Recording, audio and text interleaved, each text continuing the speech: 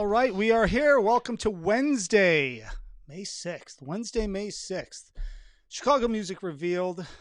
Thanks for watching. Of course, everyone knows what's happening by now. I'm Mike Jeffers, Chicago Jazz Magazine, chicagojazz.com. And this, of course, is Chicago Music Revealed, the only Monday through Friday daily talk show for music happening around anywhere. Well, I don't know. Maybe there is one or two, but none of them are as entertaining as this one. I can tell you that right now. So here's the deal. We've got a whole lot of stuff going on. We've got phase 1 through 5 that the governor just announced yesterday, which we're all sort of trying to sort through, especially all of us in the music industry, but also all of us in the realm of programming and entertainment, right? Because I'm also the program director and entertainment director at the EPIPHANY Center for the Arts. So I've been on the phone a lot with a lot of people today and yesterday, and nobody knows what's going on. So that's always good news. So, welcome to city government. And so we're going to have to see what's happening. Hopefully everybody's staying safe. Everybody's staying healthy. Also, what else is in the news? As I mentioned yesterday, I know I have it written down, but I always look over here. As I mentioned yesterday, our friend Scott Stegman over at Winters, he started a GoFundMe page for the club to keep that open, to keep it up and happening. So if you can give, we've got a link on chicagomusicrevealed.com that you can click on. It'll take you over to all of the different GoFundMe pages for all of the staff, all of the venues, musicians. And then also the other thing with Scott is that he went through a little bit of health crisis here too, but he's coming out of that, it seems. But really the money that he can raise now is going to get him to reopen Winter. So that's an important thing. Also, want to shout out to Civil, which is the Chicago Independent Venue Organization, and they're doing a great job. I was just got a press release from them the other day. We're going to have that up on Chicago Music Revealed, chicagojazz.com. Again, all of these different stipulations, nobody really knows what's happening. So that's the problem. Of course, the sooner we can get everything open, the better. So as soon as everybody stays home, stays away from everyone, and we can sort the entire COVID-19 situation out, hopefully somebody will be playing live again at some point very soon. Now, it is a special day today because I didn't even realize this, but our guest coming up, it's his birthday today, and that's not why we're having him on. But now apparently it is why we're having him on. Joel Spencer's on the phone. Joel, how are you? All right, Mike. Thank you very much. Nice to be on today. Yeah, happy birthday. Thank you, bud. On top of everything else. Now, I want to talk a little bit about, first we're going to talk about Richie Cole because you had a lot of playing that you did with him back in the day. And then we're going to get into your career and also talk about U of I because what's your official title at U of I? I always screw it up.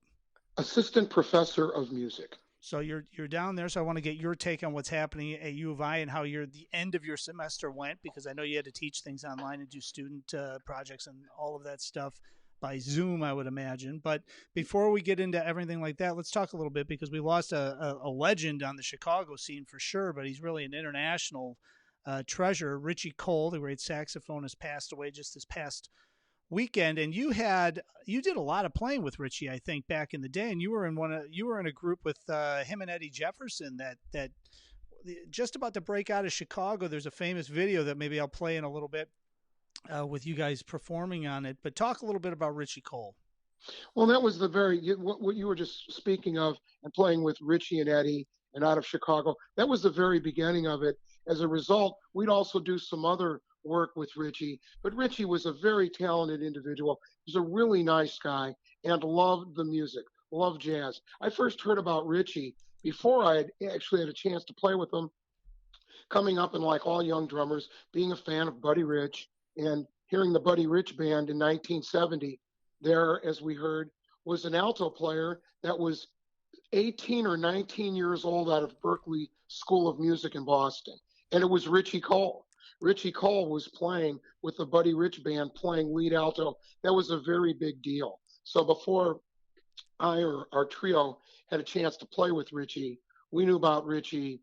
I certainly did, playing with Buddy's band and being this exceptional player. So much so, here's a kid that's 18, 19 years old playing on a very demanding chair in a top band.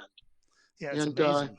Yeah, and so I think the first record Richie was on was Buddy's recording called Buddy and Soul, and he was featured extensively on that record.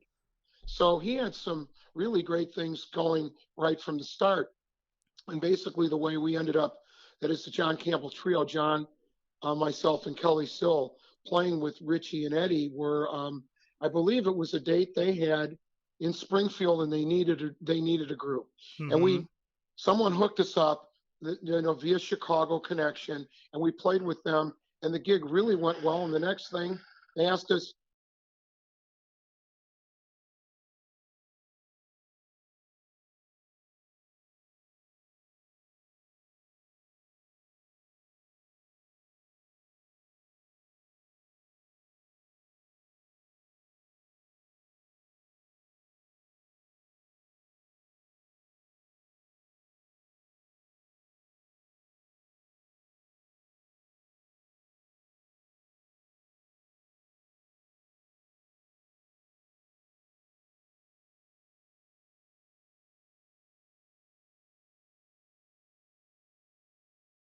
and she worked out a deal. She thought, what a great thing. We'll bring our crew to the Jazz Showcase and record these players live. And it was just that quick off the top of her head. They set up a very large crew, and Mm-hmm. we hit. There was there were no second takes. It was all first takes. You see the film; it's us playing two sets. It's very fresh, but it works so well. It was everybody just playing the way they do, hooking up, listening, and like I said, it was not rehearsed. It was not a rehearsed thing, and it came off almost in a flawless production. And Richie was a big part of it. Eddie Jefferson had been a very famous vocalist, but back in the 50s, an artist that dealt with scat. But what Eddie did, Eddie took someone's improvised solo, quote, a transcription, and he would sing it note for note and introducing his own lyrics. It was very bright, and he and the excitement of Richie Cole and the energy he could bring, the two of them worked out really well. As far as Richie and his playing, I'd say he was mostly influenced by Phil Woods. He That, had that kind of sound and that kind of vibe. yeah, yeah. Well, talking a little bit about Eddie Jefferson too. I mean, that's was that the beginnings, like what he was doing? Was that sort of the beginnings of the vocalese that like Kurt Elling and everybody came out of, Oh obviously? yeah, But he was probably one of the first people to be doing that. Of as far as I know, not of course scatting was very much instilled in jazz. Everything from Louis Armstrong to Ella Fitzgerald, his son, and Sarah Vaughan, mm-hmm. great scat artists. We know that. But Eddie kind of went the next step further. He comes up in the hard bop era. You're talking about where he was in the mid and late 50s and taking famous solos as he would from Miles Davis and uh, um, and would set lyrics to their solos. He would sing you their exact solo and with lyrics that describe the player and the feeling and so on and so forth. And it was like flawless too, because listening to this recording, and I'm going to play. I tried to play it while you were talking, but then of course it muted and the screen Okay, froze because that's what this show does when we're going live. But technology at its best. Yeah, right on. well, it's tough sometimes when you're playing that and Mm-hmm. it's streaming and everything. But anyways, Right. I'll play that in a second. But I mean, the stuff that he was doing, it really, he was like another instrument. Listening to that recording of you guys, I had Clark Summers on yesterday. He was talking about Kurt Elling. We were talking a little bit about how Kurt's voice and how he approaches vocalizing. It's like another instrument. Eddie, when you listen to this and he's doing the vocalese stuff, oh my God, is he smooth, man? It's just popping and the band's popping behind him because I could tell you guys were approaching his singing as if he's another instrument. You bring up a very good point. That's exactly it. Yeah. When you play with Eddie, you felt like you were playing with a horn player, so to speak. You Mm-hmm. felt like you were playing truly with an instrumentalist. Now, while at the same time, as I said, he'd come up with an exact transcription, note for note solo, of course, he just scattered off the top of his head, and that's when he was a real horn player. Yeah, it's and amazing. and the syllables were quote unintelligible. That is, it didn't deal with words, lyrics, but just using percussive sounds and singing truly as a scat singer. And then, so so Richie was playing with Eddie Jefferson a little bit before you guys got involved, Oh right? yeah, they were doing what a lot of named jazz players were doing at that time to afford to play throughout the country, to do the national acts. You toured and you picked up those recommended rhythm sections. That's Mm-hmm. who we were in Chicago. But they were playing a lot of different festivals and playing in New York. They had a new record out and they were getting really great reviews from Downbeat and so on and so forth. And it had seemingly that perfect mix of the instrumentalist, the saxophonist, and yet the singer. Mm-hmm. And they just both really fit well. And Eddie, to see him, if you see the tape, you realize, and one thing that many people don't know, Eddie was, besides a singer, a professional dancer early in his career. Oh, really? So yeah, so when you watch this film of us playing, there are many moments Eddie lets loose and he's singing, he's scatting, or he's doing a transcribed solo. The next person plays a solo, and he might just start dancing in front of the band. Well, back then, though, I mean, coming up in that era with Eddie, I mean, he came out of that era of being an entertainer, not just like a jazz vocalist in front of the band. So, I mean, doing that kind of stuff, he Exactly, was just on fire, right? exactly. You Yeah. knew that. I mean, his show was so relaxed, but had, for lack of a better word at the moment, it had this precision.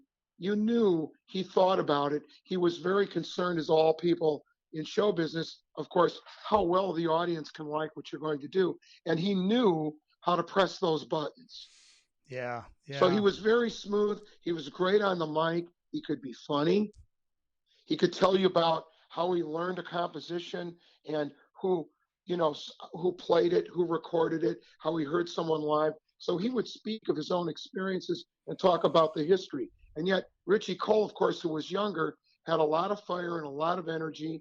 And he, and still at a fairly early age, had a lot of professional experience Yeah, on his own. he reminds me of, like, just from an age standpoint, Richie Cole, sort of comparable to like Chris Potter, right? I mean, at 19, 20, they had like some pretty heavy duty gigs happening, which Right, was right.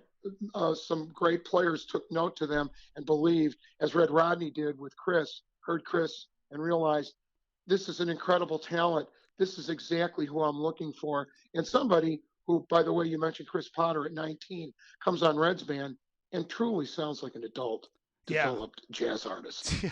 Jeez. Just Well, does. He well, has that means. and listening to, and you were on Red's band at the time. That's why I brought it Mm-hmm. up, because I know that you had Yeah. that personal experience to that whole thing.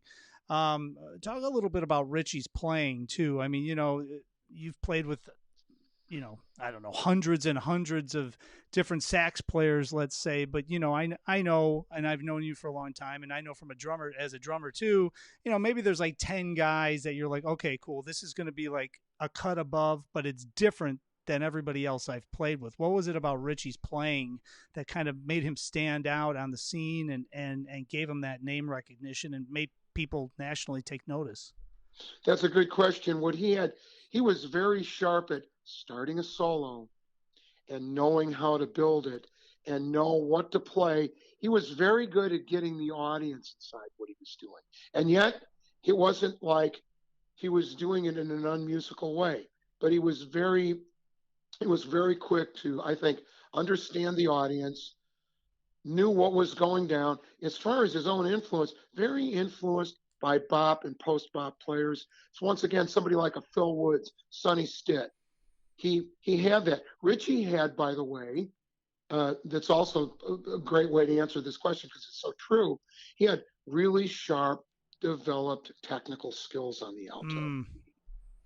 He was a very talented player and had the technical facility, and he used his technical facility to his advantage to create excitement and pull the audience in.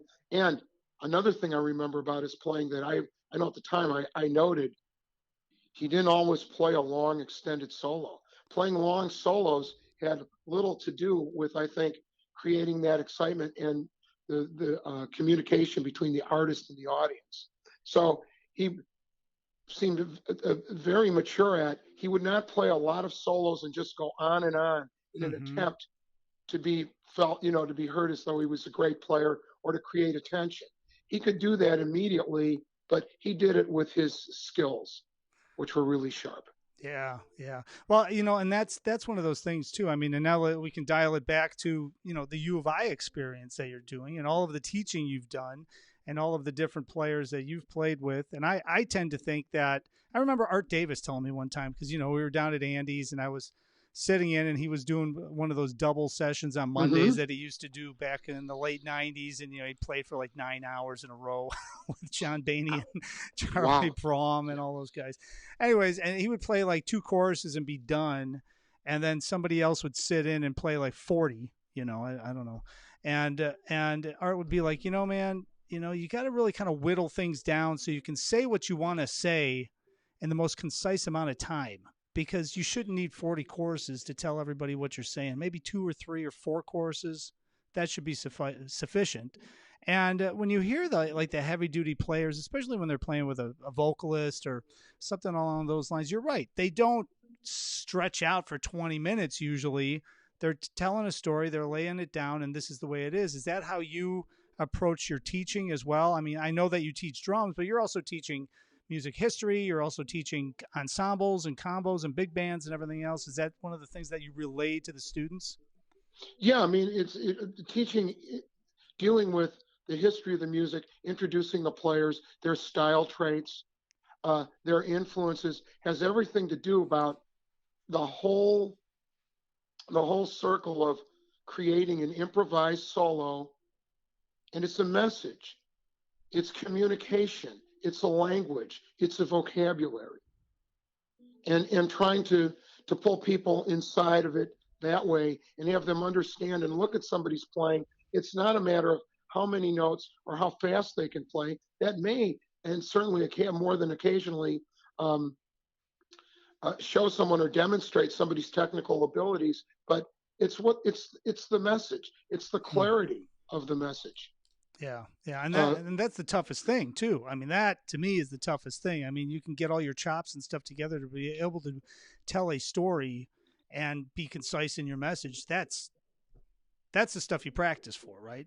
right, I mean, Yeah, it's when you hear somebody, it's hearing somebody, they're making a statement, it is a story, it's another form of communication, it is a conversation. yeah, yeah. And of course one of my favorite players in this music is Miles Davis for that reason.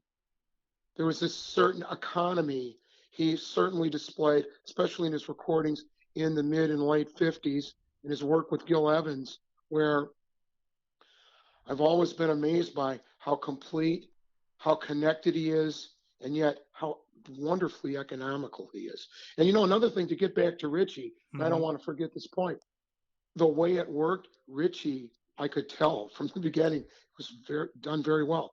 He always made sure, or he seemed to be very much hooked into not overplaying or over or outdoing where Eddie was. Mm.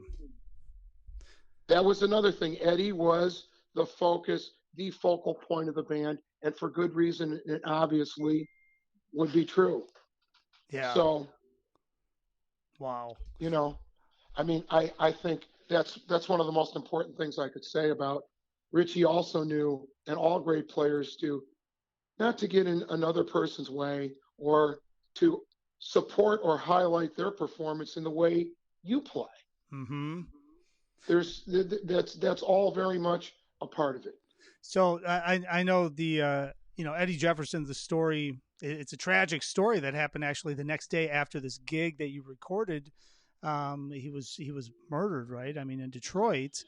Um, Yes, yeah, and like shocking. Did you and Kelly and John get play again with Richie at some point? And we did thereafter. We did play some gigs with with Richie. As it turns out, after the showcase, they were to go to Detroit and to play mm-hmm. Baker's Keyboard Lounge. It's a very famous jazz club in Detroit. We couldn't do it because we were booked. on a weekend in Champaign, and it was highly advertised. And this club owner put some money into it. I mean, we just couldn't. And we told them, and they were fine. Mm-hmm. That was a point at which I am proud to say they were certainly giving great consideration to bringing us on the group and perhaps having a steady group with this trio. That could have been the makings. I can't say that for sure, but certainly there was certainly talk amongst us with them. And well, they went to Detroit, and the sad news is what has happened, and that was obviously it. And Richie would carry on, but those guys had this magic together, and this would, of course, so unfortunately happen while they were really like at an epic level as far as the group they were building and what they did together. Yeah, yeah. Yeah, I interviewed Richie. Geez, he was on one of my radio shows back in the day. He came down to the studio. Mm-hmm. Wonderful guy, and he could Yes. tell stories and just really generous with his time and just generous, Mm-hmm. in general. I mean, you could tell. So I'm sure he was devastated from the situation that happened with Eddie. It probably set him Yeah, back a that little was bit, and yes. Yep. but he managed to come back, and I think he was. I forget where he was living most recently, but I hadn't seen him playing around on the scene all that much. But I know that about 5, 6, 7 years ago, he was still doing recordings and things. So I mean, he was still creating, I believe, all the way up until this past weekend, which Oh I yeah, didn't. no, he's obviously and always a dedicated musician and worked throughout the country. We worked some gigs at Elkhart Jazz Festival with Richie. Mm-hmm. I think one year we did a side stage Chicago Jazz Fest with Richie. Yeah, So yeah, we would meet up with him at various intervals, but of course it was never the same as it was with the team of Eddie Jefferson and Richie Cole. yeah, yeah. Well, let's talk a little bit about U of I now. Okay, so you're Mm-hmm. down at U of I. You're finishing up the semester. And by the way, before we even get into the COVID-19 discussion here about finishing the semester, I mean, the U of I jazz program is, I think, really in the past 5, 6, 7 years has really grown into its own to be one of the, leading jazz programs throughout the country. I mean, who's down there? Who's on faculty? I mean, I know you've been there Oh for well, how no, long have you thank been? you. How long have you been there now? Is it 15 years? No, not quite that much. It's been 8 years, Oh, okay. and it's a wonderful faculty and a faculty that came up as professional players and certainly made a living and a name for themselves in a large city before taking on the teaching. Mm-hmm. Our saxophone instructors are Chip McNeil and Ron Bridgewater. Ron, brother of Cecil Bridgewater, has been there for probably the past 25 years or so. And Ron is an incredible player and came up playing with the Thad Jones Mel Lewis band when he moved to New York in the 70s. And is Wow. on a number of those records. Jim Pugh, our trombonist, our trombone instructor, is great. Plays with Steely Dan in the off season. He's been doing that gig for about 15 years or so. He's incredible. Joan Hickey teaches piano. Joan has been there for over 20 years in her position, doing an incredible job. Um, Tito Carrillo is our Yeah. trumpet instructor. And Tito, of course, everybody in Chicago knows Tito. Tito has been there for some time. Great. Larry Gray is um, our bass instructor, incredible teacher, incredible player. He's been there for I don't know 10 or 12 years, as long as Tito has been. And then there's Chip Stevens, the pianist. And Chip Stevens, we have two Chips. We have Chip Stevens, pianist, Chip McNeil on tenor. Both of them have played with Arturo Sandoval, Mm-hmm. Woody's band, the Woody Herman band, Maynard Ferguson. So it's one thing, and I think the kids get a feel for it. We have a teaching faculty that has been in the music business and actually developed their skills to succeed in that business, and I think that's what our students are looking for as well. So there's that connection, and the program, it is a jazz performance program, and that is the mark. I Mm-hmm. mean, the program is complete with many different phases of study, as you would imagine, in theory, composition, history, so on and so forth, improv levels of different improvisational methods. But playing and the performance has everything to do with it. And of course, right now, we've been about 7 weeks now, and in fact, class is finished this afternoon. Today was our last day of scheduled classes, but this past 7 weeks were without the groups, without the performances, without combo and large ensemble. Are you doing lessons like Zoom lessons to finish out the semester? I mean, because you're Right, teaching which too, right? we, Is that for now, the last 7 weeks, it's Zoom online education for my history courses, for jazz listening, and for private applied lessons. Yes. how's that? How does that? Because I've never taken a Zoom lesson. I've never had given a Zoom lesson because I don't teach anymore. But I mean, how is that interaction, especially like with drums? Or I could see maybe saxophone, but I mean with drums, I mean you have so many things going on: the hi-hat, bass drum, ride cymbal, snare, all that stuff. Is it come through clear? Can you really get a feel for what is happening? That's a good question because it's on Zoom, and we learned this when we were all preparing during our spring break and ready to come back and go online, go to Zoom. There's different settings that are specific to curtailing difficult sounds. Drums might be one of the most difficult, Yeah. but you go into Zoom into settings and you can you can set the sounds up in a different way. Um, but the communication is good once, it's that everybody has to have a certain sense, a certain level of gear to perpetuate, a quality sound. Mm-hmm. And so a lot of students that did it well on a Mac or a Windows, going into Zoom and dealing with it, and it's in many ways it surprised me, it exceeded my expectations. But after doing it, and I mean, I think everybody did an incredible job and prepared well in just a short week. Of course, having the students live there in the room and teaching in person, of course, is so greatly preferred, and we look forward to returning back to normal. Yeah, yeah, no kidding, right? No No, kidding. yeah, You know, sooner than later. I should bring up too because I went to North Texas. I came back. I studied with Joel for 4 years actually. After I was at That's North right. Texas, I came back, and the one thing that I'll say, because there's a lot of students watch this, a lot of younger students, a lot of parents that have students that are thinking about going somewhere to college. I think it's an essential element to study with somebody that's done it, like performed, not just taught, but actually performed. Because I can remember our lessons. I mean, I'd come in, I could play, and we would go through stuff, but I was sitting in, I was playing every single night, I was out and about. So when I came in, I had specific questions that we would go over in addition to like the curriculum stuff we were running through to make sure that Mm-hmm. I could keep my crap together. And I can say that on my show because it's my show. And but the other thing is I can remember specifically, like we'd have long conversations sometimes about business, and that's something that unless you're in the business, you can't talk specifically about the business. And that's why it's so important to be studying with someone, especially when you get to a level where you're preparing yourself to go into a career. So you got to study with somebody that you and I had long talks about contracting, about what to charge, about how to work contract a band, how to worry about a recording, how to do this, how to do that.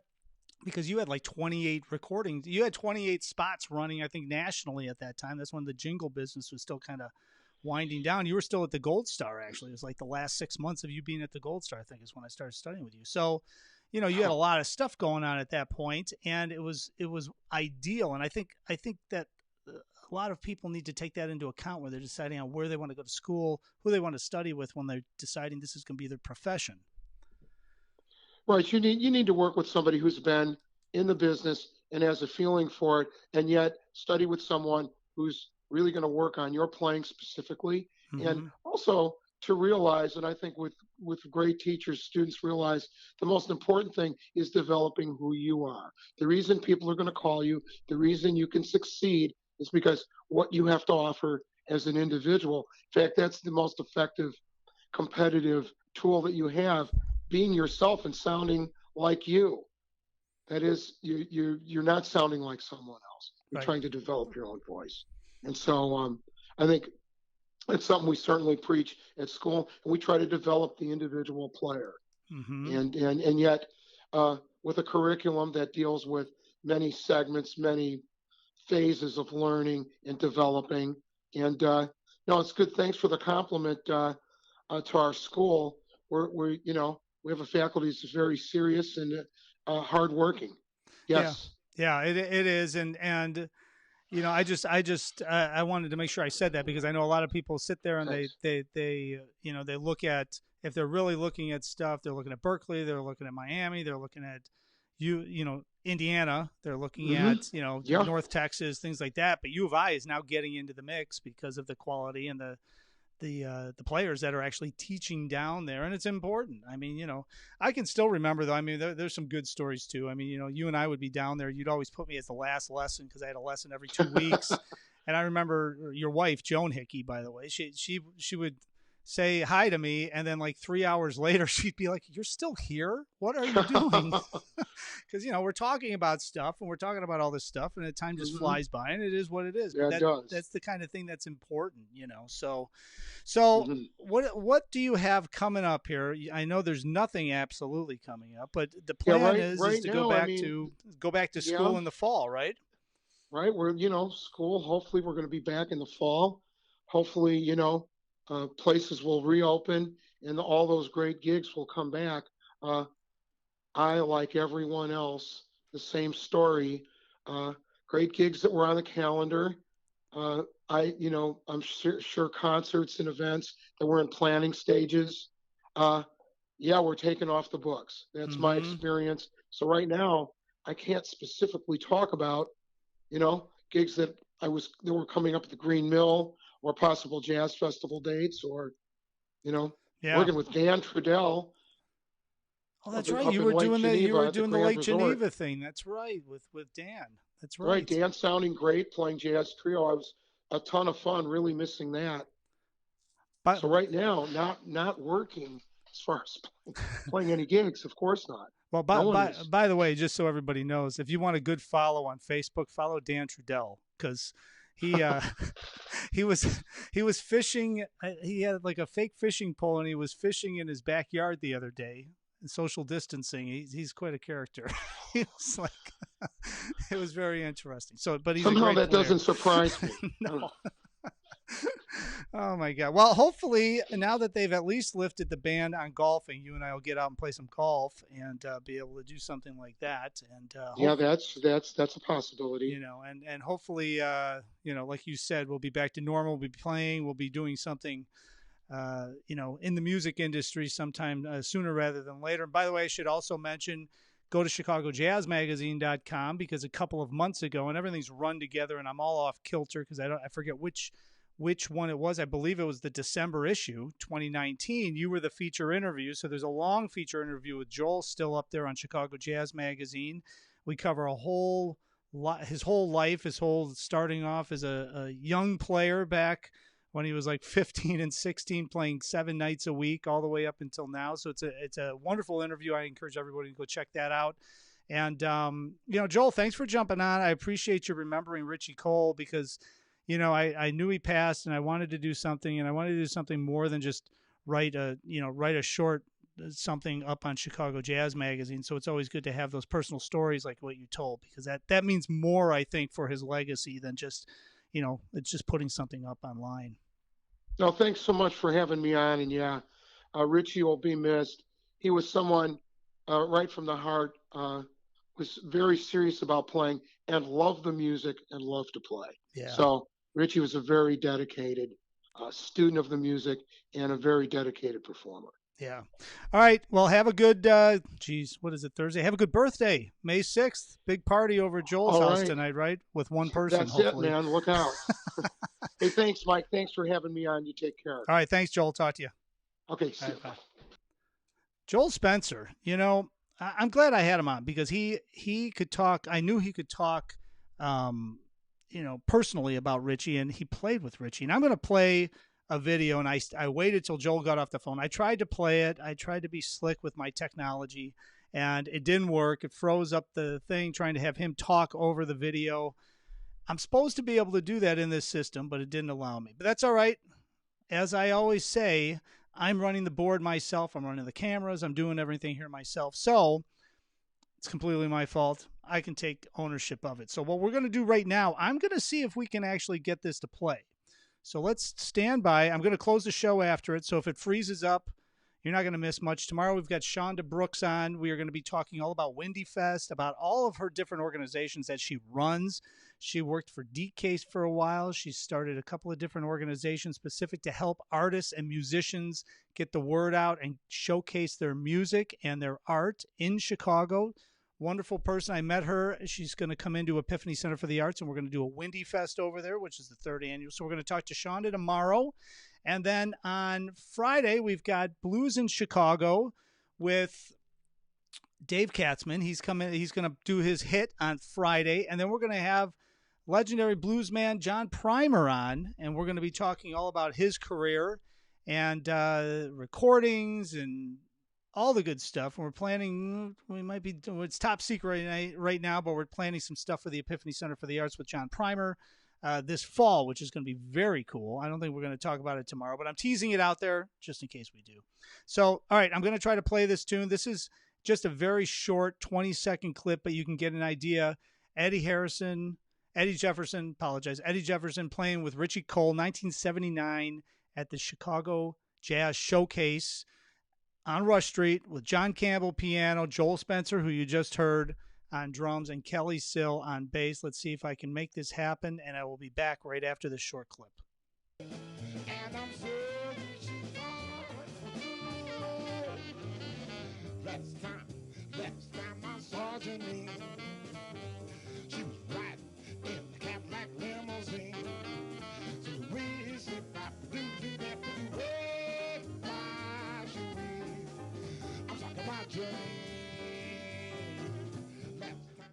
All right, hopefully that played smoothly. Hopefully everybody could get a feel for what that is. If you go up on YouTube and you do a search, Eddie Jefferson, Richie Cole, it's a 52-minute concert on YouTube. You can also buy it as well. I know it's for purchase through YouTube, through the link in the bottom from the distributor. So big thank you to Joel Spencer for jumping on today. I am glad that we got to talk a little bit about Richie Cole, and I'm glad we learned a little bit about the University of Illinois Jazz program. It's a killer jazz program. I know all the musicians down there.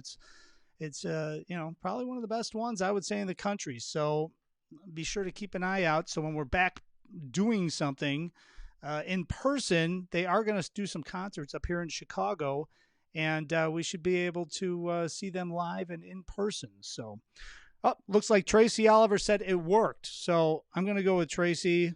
Thank you. All right. Sue Strauss says it works as well. So I love it. All right. Good. See? Technology is good. And now I know how I have to do that. I can't talk over video. I got to play it separately. So, all right, good. So I'm glad everybody got a taste of that. I love the feedback. I love the comments. I love the questions. I love the likes. So if you like this show, please like it up. This is episode 28. We will be back tomorrow. And as I always say, and I'm gonna get this going, as I always say, please be sure to share this with everybody that you know. Please tell your neighbors, tell your family, call the grandkids. Chicago Music Revealed every day, Monday through Friday, 4 p.m. right here on Chicago Music Revealed on Facebook, chicagomusicrevealed.com, all the past episodes. And until next time, I will see you tomorrow on the next broadcast. Stay safe.